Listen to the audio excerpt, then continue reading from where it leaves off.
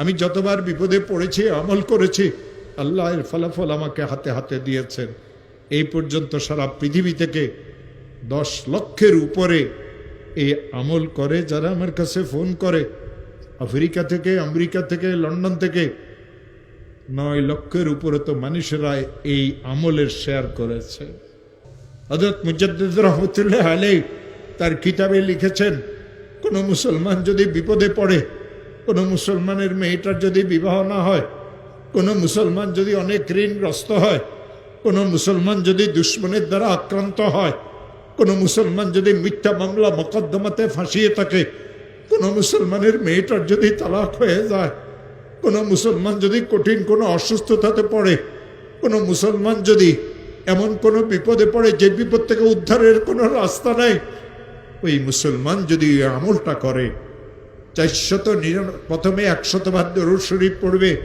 যেই দরুদ শরীফ সে পড়তে জানে, ইশারের নামাজের শেষে ঘুমের আগে পড়বে আল্লাহুম্মা সাল্লি আলা সাইয়্যিদিনা মুহাম্মদ 100 বার। 499 বার পড়বে লা হাওলা ওয়ালা কুওয়াতা ইল্লা বিল্লাহ। একবার পড়বে লা হাওলা ওয়ালা কুওয়াতা ইল্লা বিল্লাহিল আলিয়্যিল আযীম। 100 বার দরুদ শরীফ পড়বে, হাত পাতিয়ে বলবে, মাওলা আমি অনেক গরিব মানুষ, মেয়েটার তালাক হয়ে গেছে, মেয়েদের বিবাহ শাদীও হয় না, ঋণগ্রস্ত হয়ে গেছি, ব্যবসাটা অচল হয়ে গেছে, মিথ্যা মামলা মোকদ্দমাতে ফাঁসিয়ে গেছে।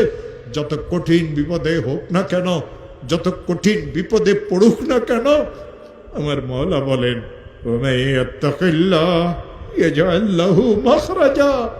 আমি তার জন্য উদ্ধারের রাস্তা করে দেব। ও আমার প্রিয় ভাইরা, এই আয়াত আল্লাহ সূরা তালাকে নাজিল করেছেন। কেন সূরা তালাকে আয়াত নাজিল করেছেন জানেন? ইসলাম ধর্মে সবচেয়ে নিকৃষ্টতম জায়েজ হলো এই তালাক। এই তালাকের কারণে 2টা পরিবার ধ্বংস হয়ে যায়, মাসুম বাচ্চাদের জীবন ধ্বংস হয়ে যায়। এই তালাকের কারণে মানুষদের অবস্থার এমন সৃষ্টি হয় যে সে বর্ণনাও করতে পারে না। বড় বোনের তালাক হয়ে গেল, ছোট বোনগুলি বিবাহ আটকিয়ে গেল। নিশ্চয় মেয়েরা খারাপ, নাইলে কেন তালাক হইল?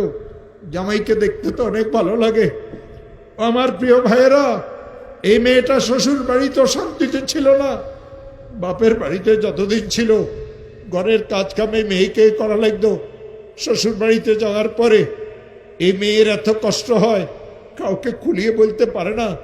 বাপ গরিব মানুষ, বাপের কাছেও বলতে পারে না, নীরবে সহ্য করে। যৌতুক নামের এক অভিশাপ মুসলমানদের ঘরে ঘরে ঢুকেছে। ইসলাম ধর্মে যৌতুক হারাম, ইসলাম ধর্মে যৌতুক হারাম। ব্যয় বাড়ির চেয়ার কুর্সি, ব্যয় বাড়ির ডাইনিং টেবিল, ব্যয় বাড়ির থেকে খাট নিয়েন না মুসলমানেরা।